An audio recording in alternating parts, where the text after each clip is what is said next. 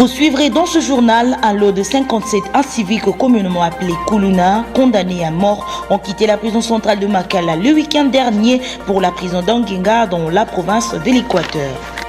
Et le conflit communautaire entre les tribus Zande et Logo dans la province de Otuele, à Dungu et Faradje, le caucus des sénateurs de la région veut voir clair sur la suite réservée à ces dossiers. Voilà tout pour le titre.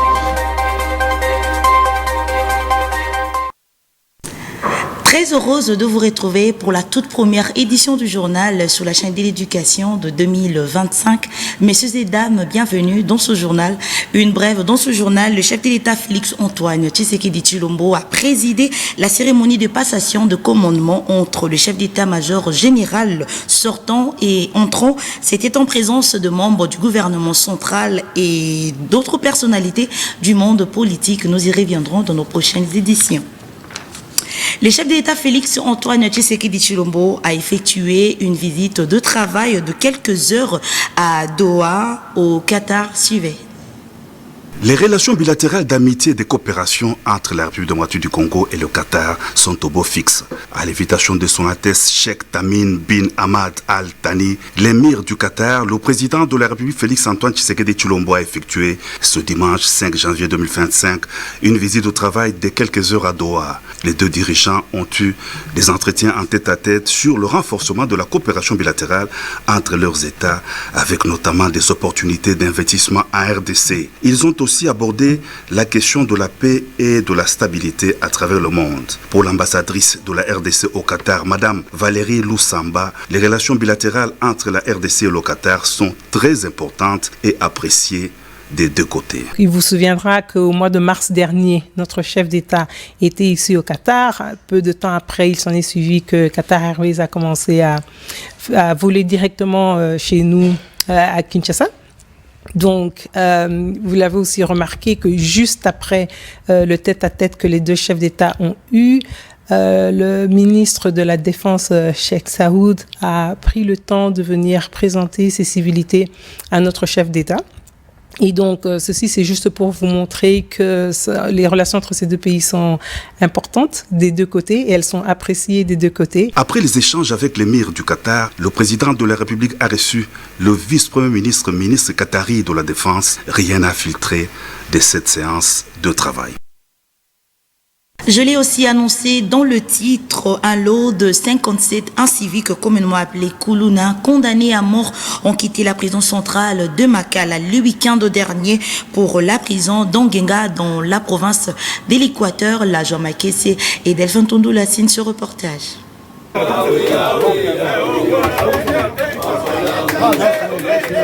C'est dans le cadre de l'exécution de la peine de mort que la police nationale congolaise a procédé au transfert de plusieurs détenus de la prison centrale de Makala pour Anguinga le week-end dernier dans la journée.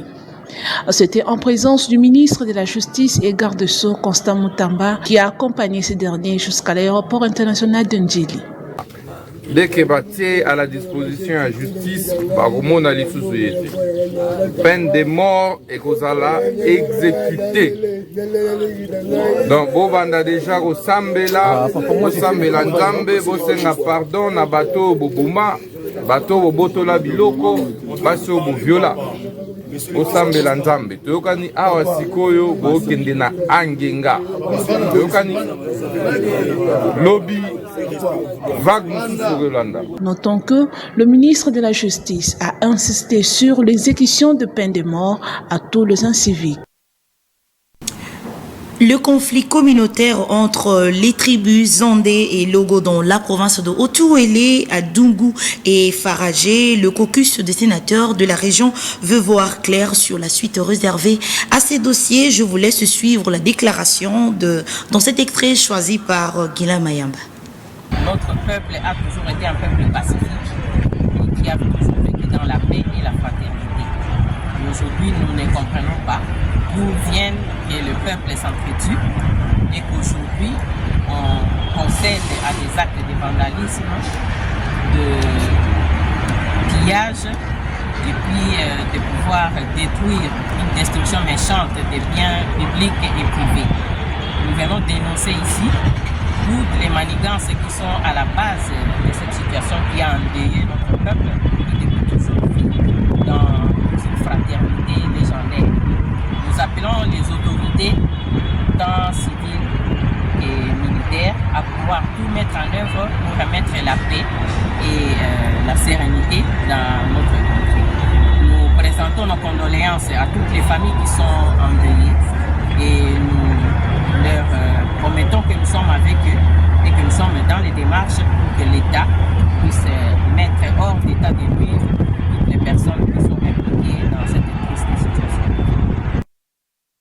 Le coordonnateur de l'ASBEL Grand Massina, Gento Bouloki, a réfléchi à haute voix sur l'avenir du pays au vu des enjeux politiques de l'heure. C'était dans le cadre de la commémoration de la journée du 4 janvier où la République démocratique du Congo pense aux martyrs de l'indépendance. Ce propos recueilli et de Christian Lissou. En cette date mémorable, 4 janvier, j'ai voulu quand même parler de notre pays, parce que c'est un jour que beaucoup ou nombreux semblent ignorer. L'histoire nous renseigne qu'en 1985, lors de la conférence de Berlin, les puissances décidèrent l'existence en fait de l'État indépendant du Congo, sans les Congolais. Et le pouvoir en fut conféré au roi des Belges. En cette date, du 4 janvier 1959, le peuple congolais arracha le pouvoir entre les mains des Belges sans les politiciens de son pays. Nous allons nous souvenir que c'est à l'occasion, d'après un match de football, que le peuple a déclenché ce mécanisme du changement qui a abouti par formalisme à ce que les politiciens déclarent, en fait, nous amène à cette indépendance du 30 juin 1960. Nous disons ceci, que l'heure est venue de rendre le pouvoir au peuple. Parce que, comme nous le savons tous, cette classe politique, l'actuelle, a totalement échoué. Nous lançons donc un appel à tous les jeunes acteurs politiques et sociaux non infectés par la médiocrité de l'actuelle classe politique. Nous sommes, comme je l'ai dit, en train de travailler pour l'émergence d'une nouvelle classe politique responsable. Une classe politique qui sera en mesure, effectivement, de rendre le pouvoir au peuple. Une classe politique qui sera en mesure de faire respecter les lois du pays. Une classe politique qui sera en mesure de respecter le peuple congolais. Parlons religion. Dans ce journal, le révérend Paul Dembo Mafutala démissionne du poste de pasteur associé de l'église Barouti Tabernacle de Rigini. L'annonce a été faite dans un communiqué rendu public le vendredi 3 janvier 2025 à Kinshasa. Suivez. Dans sa lettre de démission adressée au révérend pasteur Carlos Barouti, rendue publique le vendredi 3 janvier à Kinshasa, le révérend pasteur Paul Dembo Mafutala parle de mots qui dérangent la croyance d'un chrétien. Les pasteurs associés du regretté évêque Barouti Kassongo à l'église de Barouti Tabernacle de Rigini dénoncent ce qui suit. L'actuelle gestion spirituelle de l'église, la politique dans l'église, le manque de confiance ainsi que la liberté. À en croire l'homme de Dieu, la politique mise en place actuellement au sein de l'église de Barouti Tabernacle va à l'encontre de prescrits bibliques. Il a en outre ajouté que tout ce que les politiciens font est copié par son ancienne église à titre exemplatif, de réunions nocturnes, des stratégies pour humilier les autres et aussi la guerre de positionnement. Ce qui ouvre la voie à dire que le révérend Paul Dembo Mafutala ne servira plus l'Éternel sous le casquette du temple de Barouti Tabernacle, mais ces derniers gardent tout de même l'amour en respectant les messages du temps de la fin prêchés par William Marion Branham. Dans nos provinces en Ituri, les députés nationaux Bungisha Baku encouragent les autorités de l'administration militaire d'Ituri de leur implication dans la pacification non seulement d'Ituri mais également du territoire d'Irumu. Cette déclaration a été faite après un échange avec l'administrateur militaire du territoire d'Irumu. Les détails avec Naomi Katako. Le territoire d'Irumu renaît de son centre, jadis le berceau de tueries et des attaques de véhicules, reprend déjà son cours normal. La reprise des activités économiques et scolaires, le retour de certains déplacés et bien d'autres, constat du député national Bungishabaku Kato, après une visite effectuée sur terrain pour l'élite d'Irumu. Cette amélioration sécuritaire est le résultat de la stratégie mise en place par l'administration militaire de l'Ituri, en tête le lieutenant-général Lubuyanka Shomadjoun. Nous rentrons très encouragés et très satisfaits. Nous nous rendons compte que Irumu est en train de renaître et qu'il y a beaucoup d'espoir. Nous voulons féliciter l'administrateur du territoire pour le travail avec toute son équipe. Occasion pour ces dignes représentants du peuple d'appeler certains groupes armés de l'Ituri à demeurer dans la logique de la paix. Nous n'avons pas droit à l'erreur. Si on s'est trompé hier, nous ne voulons pas qu'une telle erreur se reproduise dans l'avenir. La population d'Irumu a compris l'essence de la paix et de vivre ensemble. Un exemple pour le territoire de Djougou, une entité caractérisée à ce jour par des tueries inutiles et des tensions communautaires, retardant ainsi le développement de cette partie du pays, grenier de la province. Restons toujours en Ituri. D'autres kilomètres de route s'ajoutent sur la longue liste de tronçons à ce jour asphaltés en Bunia sous le leadership du gouverneur militaire qui incarne la volonté manifeste du président de la République en Ituri. Suivez. La sécurité, le développement et l'émergence de la province de l'Ituri, telle est la volonté du président de la République démocratique du Congo, Félix Antoine Tshisekedi Tshilombo. Ceci est incarné par le gouverneur militaire, le lieutenant-général Lubuyanka Shomadjoun en province de l'Ituri. La modernisation de la ville de Bunia continue de s'emparer. Après l'asphaltage de grands acteurs, place à présent aux voiries qui vont relier ces grands acteurs. Faisant une ronde ce samedi 4 janvier 2025 où les travaux s'effectuent, l'ingénieur Barry Aboubakar, directeur technique de l'entreprise Mogabaon, nous explique sur l'évolution des travaux tronçon Bandaka qui relie les quartiers Oho et celui de Bakoko. Ici, les travaux évoluent comme on veut, ils évoluent bien. Nous avons fini le terrassement de masse. Nous sommes à la fin de la construction de la chaussée proprement dite. Et on envisage aussi commencer la construction de l'ouvrage. Il y a un dallo à construire 200 mètres plus bas. Ici, vous avez vu le marigot. Même sensation sur l'axe Erzaïr-Kapa jusqu'au bureau des Afrides, toujours dans la même commune. Ici, les travaux sont presque finis. La pose des bitumes a déjà pris fin. Il reste qu'un ouvrage des caniveaux d'eau qui est en pleine construction. Un sujet de joie de plus pour ces habitants de cette partie de la ville de Bunia qui remercie le lieutenant-général Lubuyanka Shomadjoun et sa détermination à pacifier et à développer la province. L'essor de la ville de Bunia enregistré à cette période de l'état de siège, ça étonne. Ça fait rêver et restaure la confiance entre les autorités politico-militaires du pays et les peuples ituriens. En sport, le président Balas de l'équipe Gadzone Sport a organisé le jeudi 2 janvier 2025 dans le cadre du 70e anniversaire de la commune de Matete 2 matchs loisirs au terrain Tchobo au quartier Banounou. Roméo Jérimamba était là.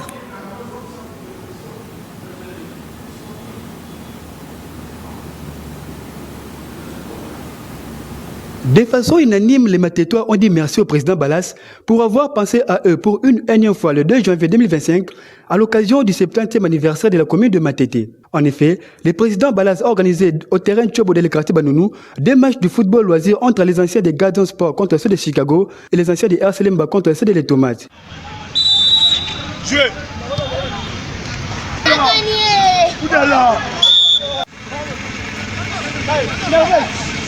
Cet événement, par son concept inédit du président Balas, a visé à renforcer l'unité entre les sportifs de Matete et valoriser surtout les anciennes gloires du football de cette commune.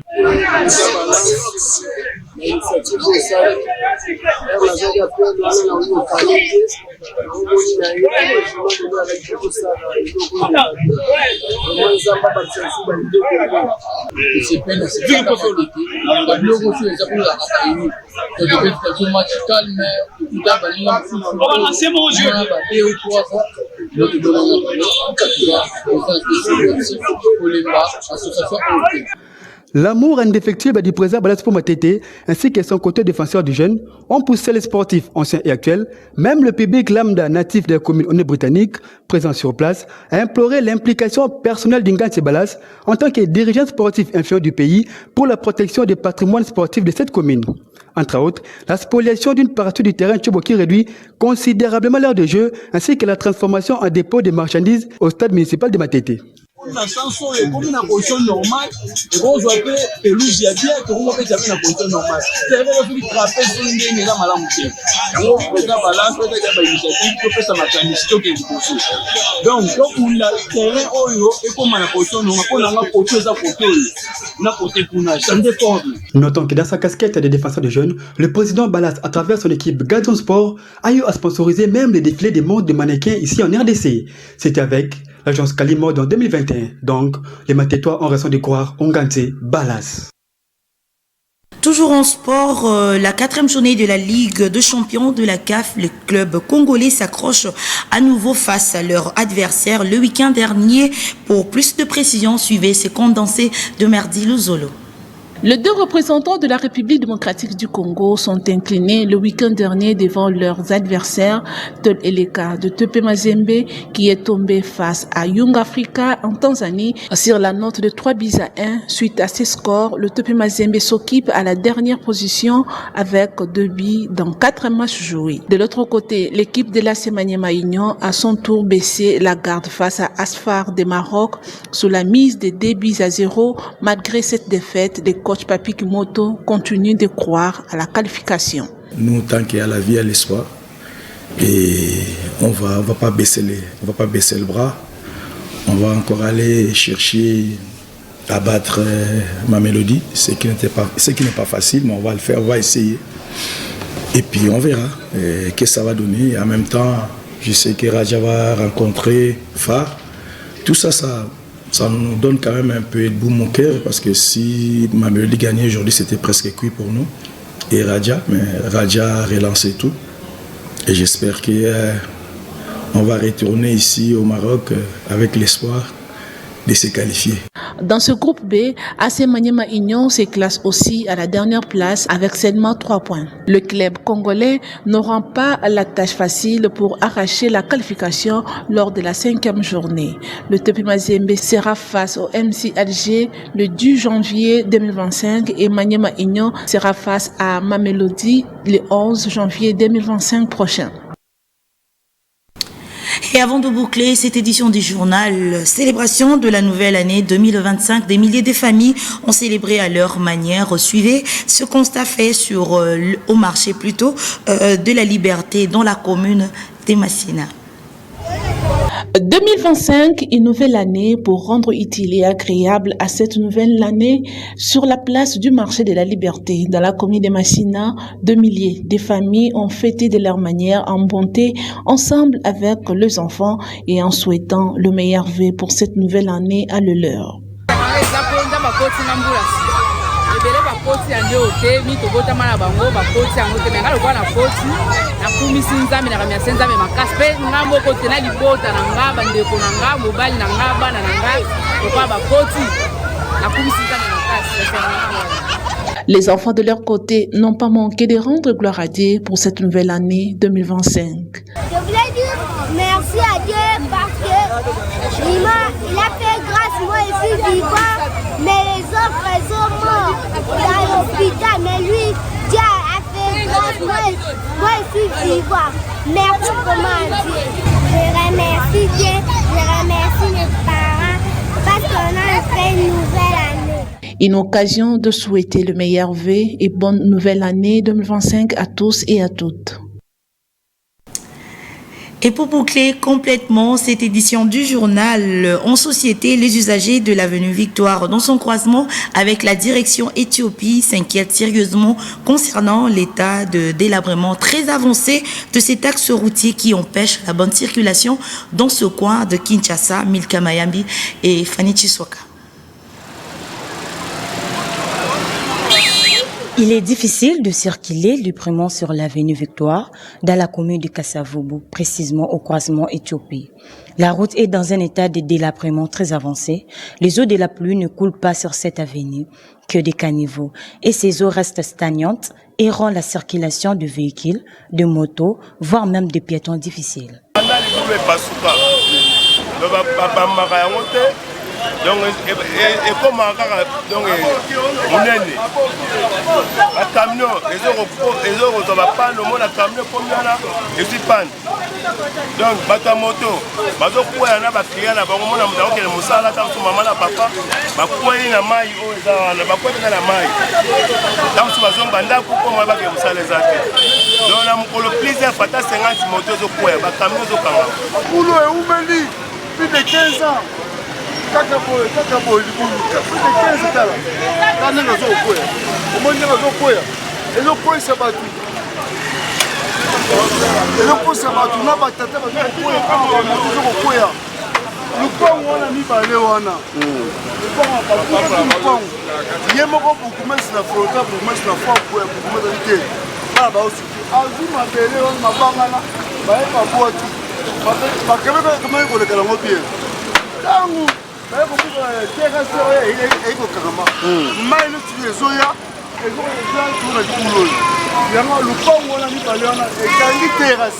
Ici de signaler que les usagers de cette route lancent un SOS au gouvernement de penser à eux, car cette situation date de longtemps.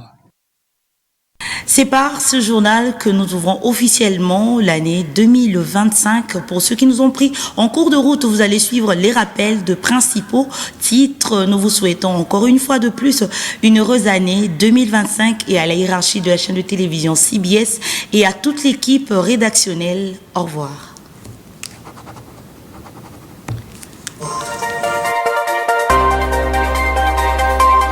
Vous avez suivi dans ce journal un lot de 57 inciviques communément appelés Kuluna, condamnés à mort, ont quitté la prison centrale de Makala le week-end dernier pour la prison d'Angenga dans la province de l'Équateur. Le conflit communautaire entre les tribus Zandé et Logo dans la province de Otuele à Dungu et Faradje, le caucus de sénateurs de la région veut voir clair sur la suite réservée à ce dossier.